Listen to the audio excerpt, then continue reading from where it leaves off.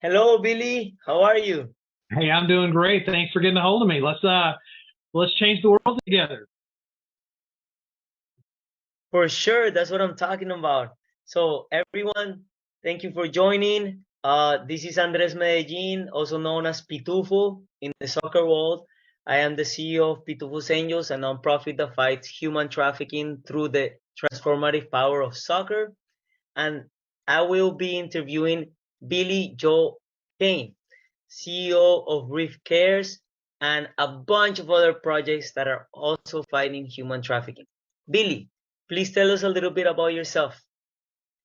Well, um, I have a long experience in the video game industry. So I started working in video games on Super Nintendo in 1992, and I've worked on everything all the way up until virtual reality.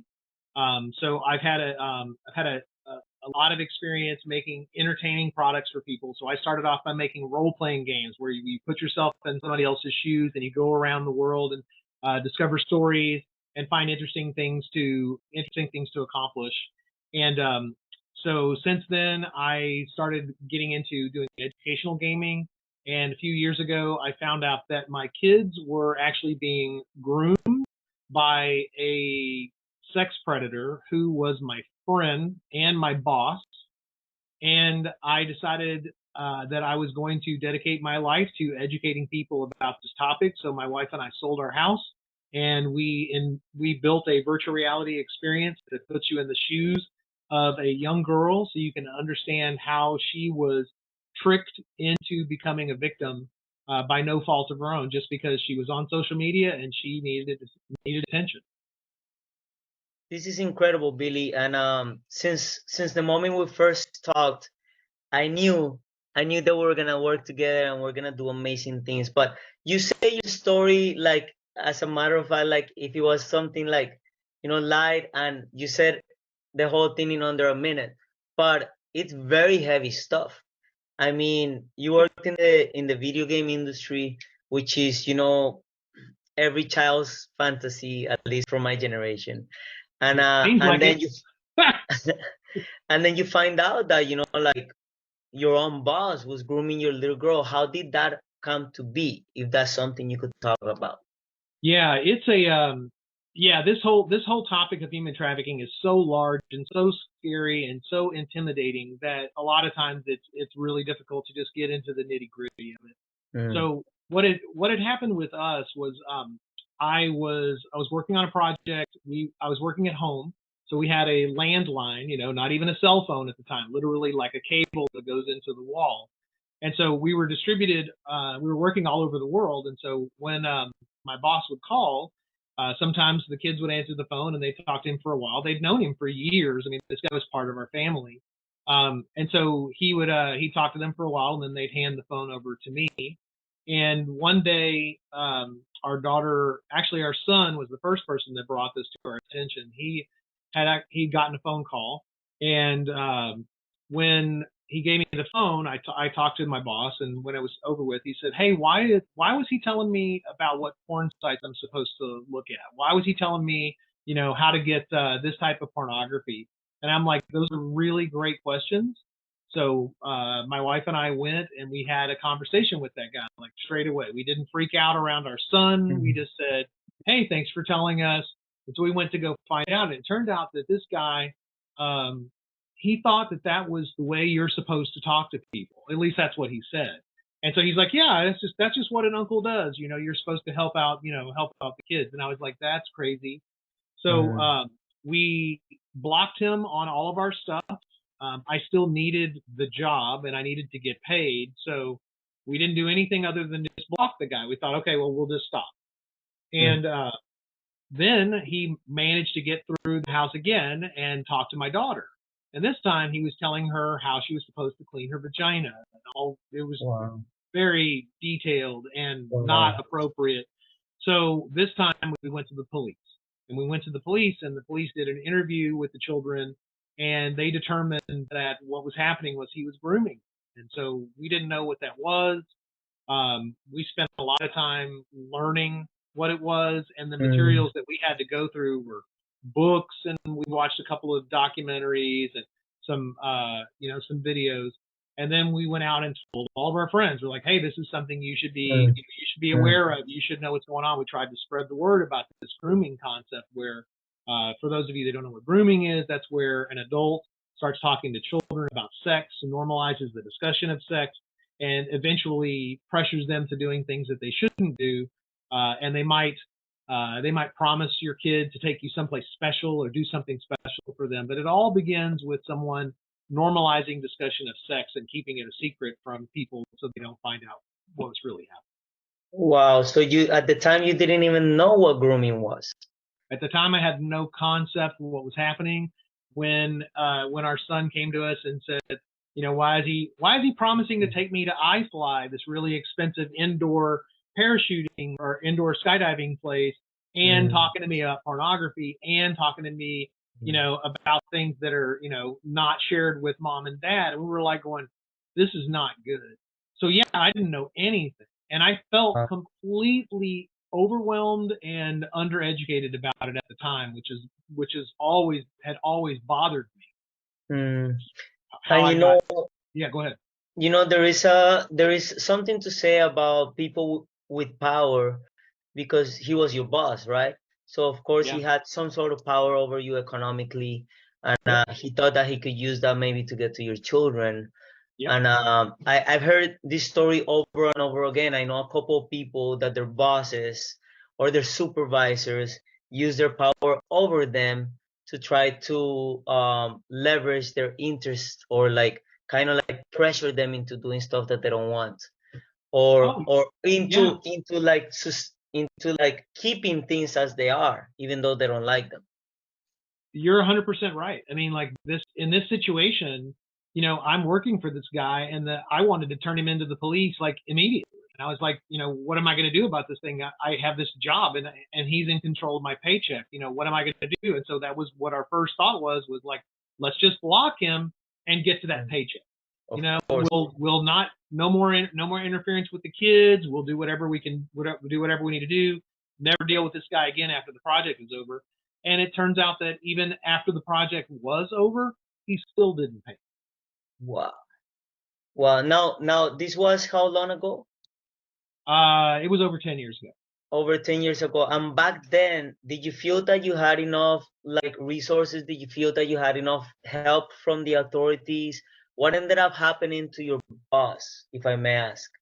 Well, that's a great question. So to be real specific, nothing happened to this guy. Nothing. So we went to the police, and the kids had only had this happen while they were on a cell phone, or while they were on a phone, not a cell phone, but on a phone. Didn't happen On a in person. landline.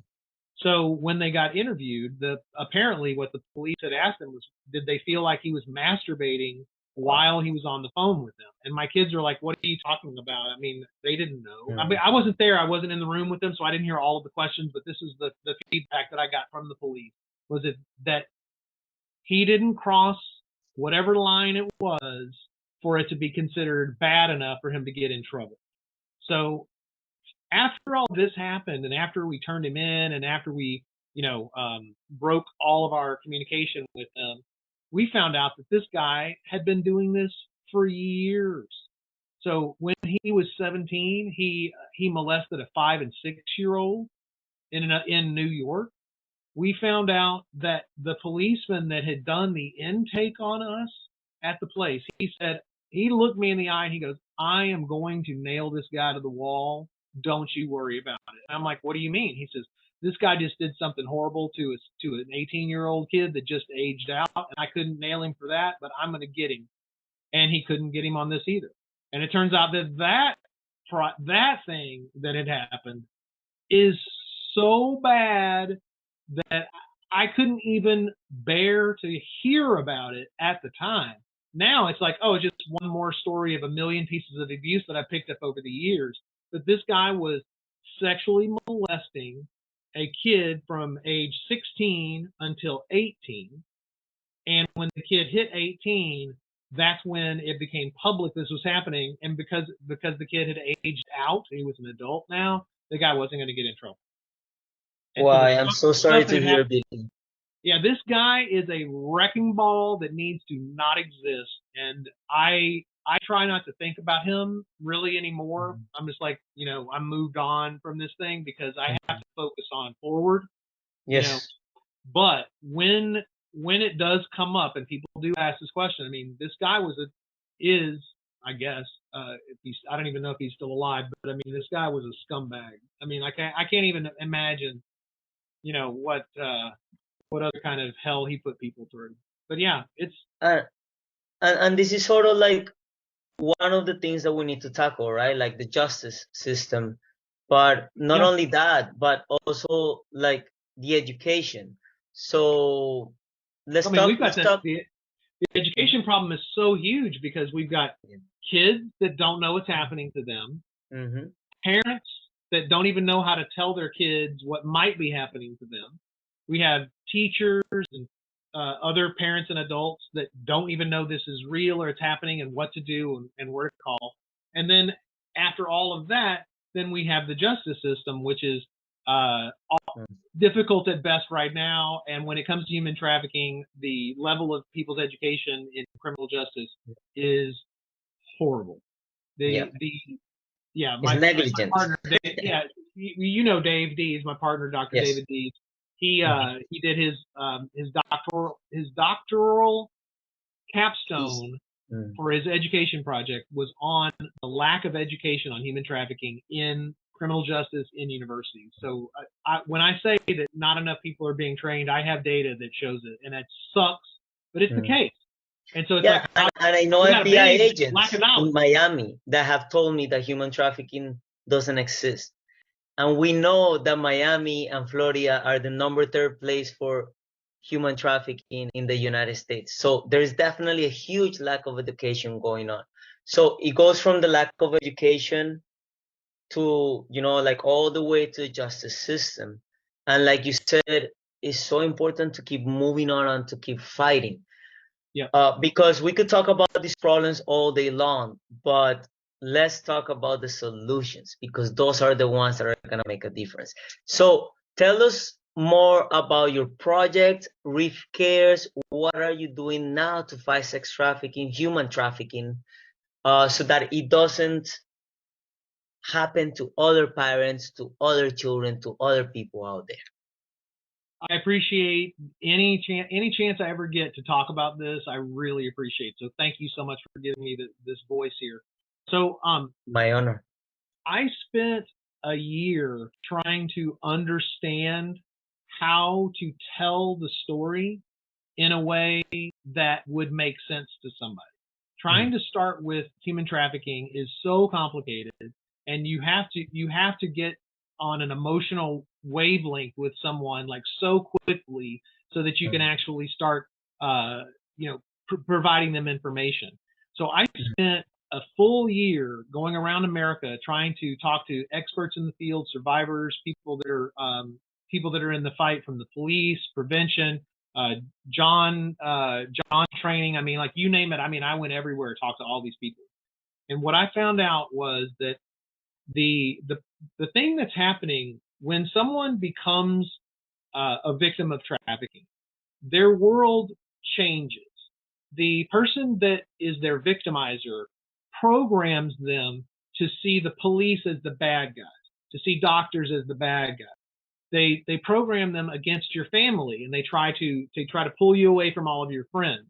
And so what's happening is there's a psychological manipulation happening that is very complicated, and it is very confusing for people when they go through this.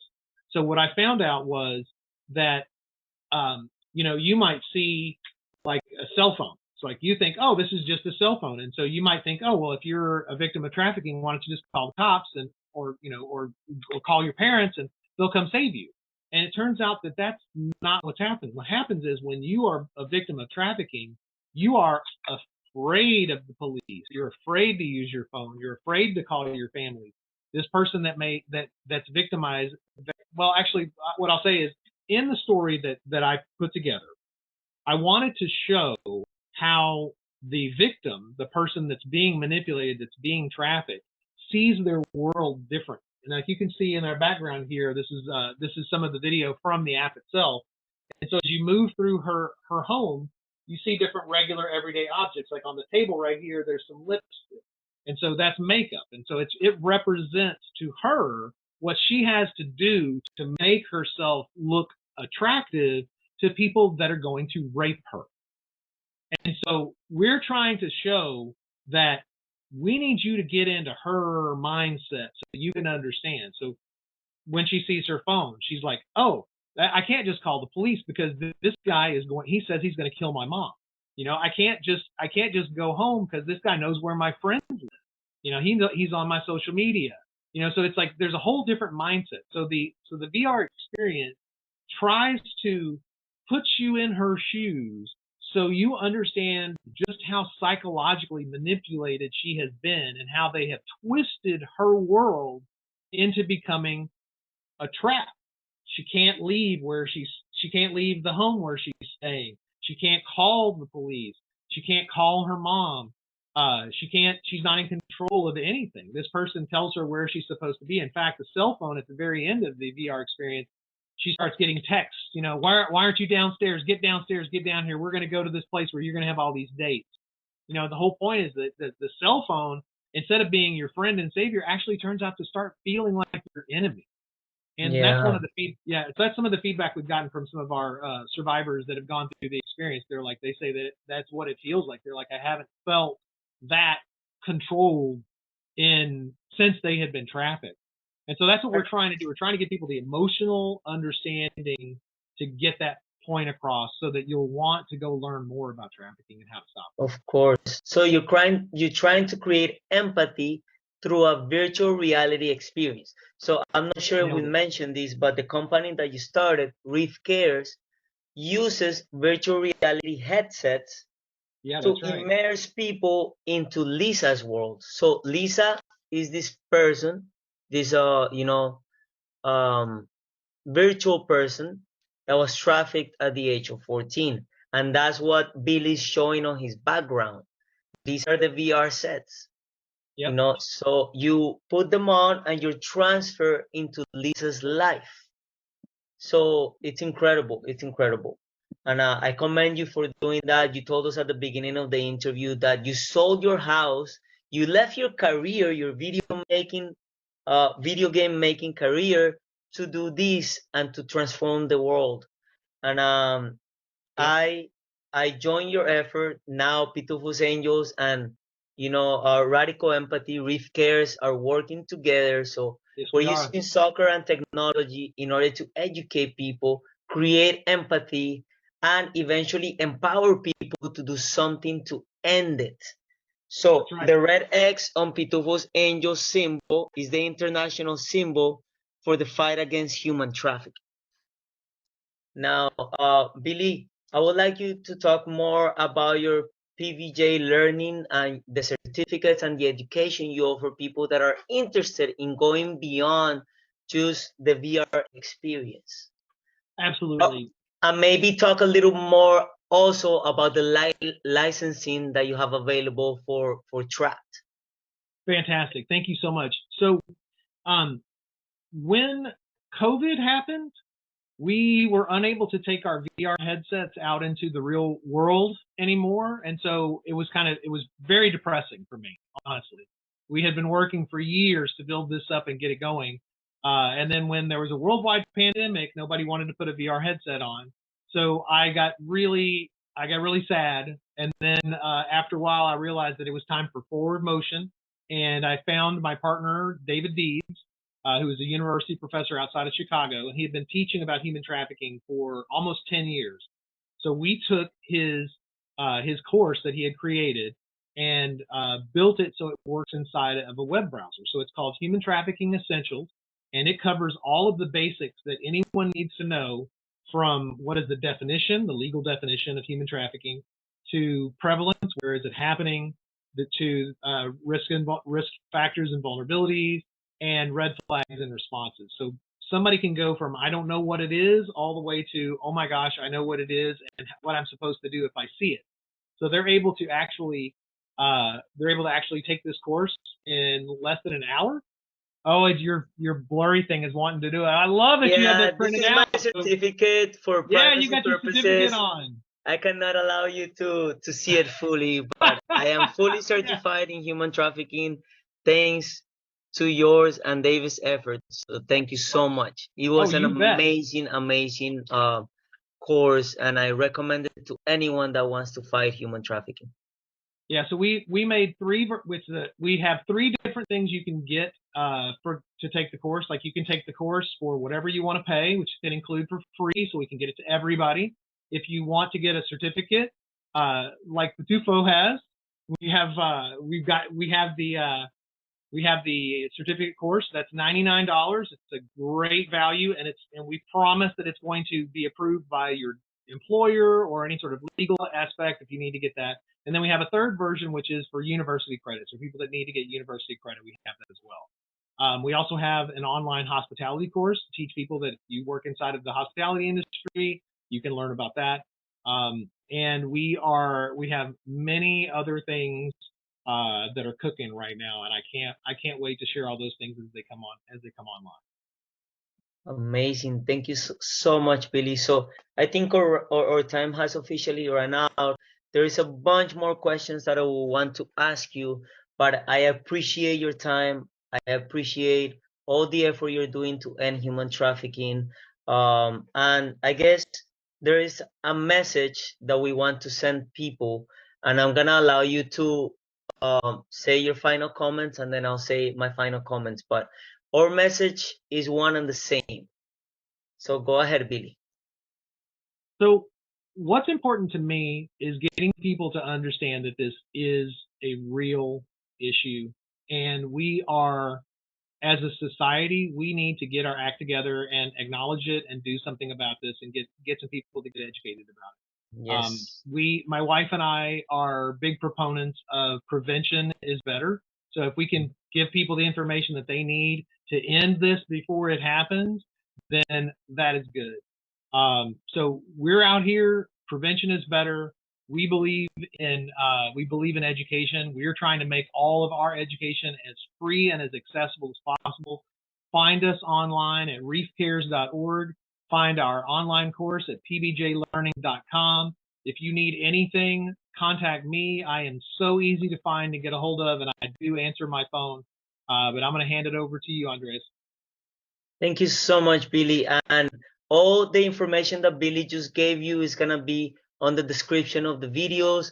I'm going to tag him and his company, and all his learning material is going to be in the description. So please make sure you read the description. My message to whoever is watching this, especially if you're a man or a teenage boy, is the following. We have the power to end human trafficking in our generation. We do. We are the ones that create the demand. So what you need to do to stop human trafficking is stop watching pornography, stop going to strip clubs, stop buying sex, stop objectifying people. And these are things that are easily said, but if you could accomplish them, then you would be essentially ending human trafficking, because it starts here. Human trafficking starts as a thought, something that somebody fantasizes with, and it usually starts from childhood. So we could be good parents to our children. If we could do that, we will be essentially ending the great part of human trafficking, right? So that's my message, as well as Billy's message. We have the power to end human trafficking. Prevention is